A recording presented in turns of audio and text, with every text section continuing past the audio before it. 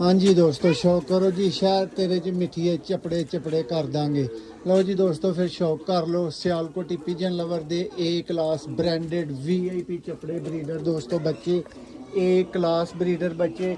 जिस वीर दा जिस भरा दा दिल मन्ने, जिस भरा दी समझ चाहन दोस्तों, मिंट लाना है राबता करन च। शौक चंद एक बच्चों का वीरां नूं करवा देंगा। इंज दे दोस्तों हाई फाई क्लास दे दोस्तों बच्चे ने।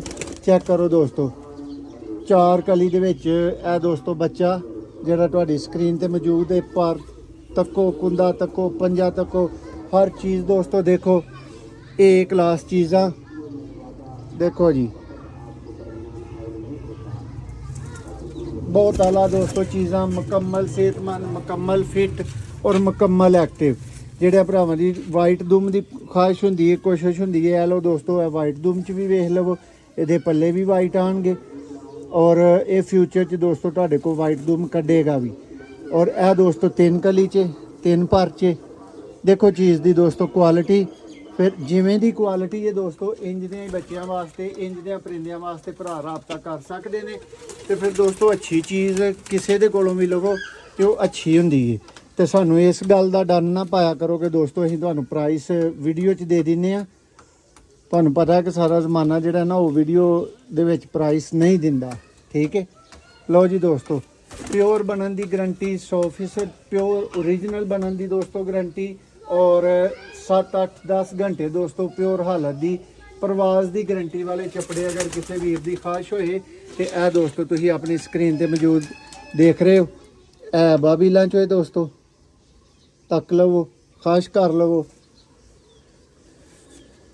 लो जी इंज दियाँ दोस्तों चीज़ां जी, ठीक है।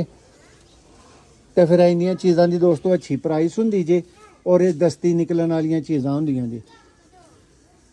WhatsApp जेह्ड़े वीरां को है नहीं, कमेंट्स च भी नंबर लै सकदे ने, और बायो चों भी दोस्तों नंबर भेज सकदे हो, उत्थे नंबर मौजूद हुंदा है। वेखो दोस्तों चीज़ ए क्लास चीज़ दोस्तों है, ब्रांड पट्ठी है जिहदा तुसीं शौक कीता है।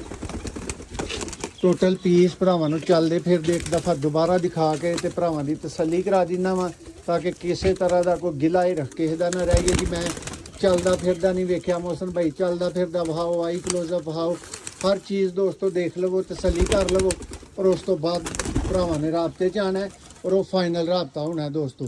अच्छी प्राइस वाले बच्चे ने, 2-4 हज़ार वाला भरा जिहड़ा वो माजरत राबता करियो ही ना दोस्तों। इन्ने वाले ये चपड़े नहीं, अगर किते दोस्तों मिलते होणगे उन्हां दी होर क्वालिटी होएगी। मैं अपने सेल कर रहा, मैनूं दोस्तों अपने दी क्वालिटी का पता है। बहुत शुक्रिया।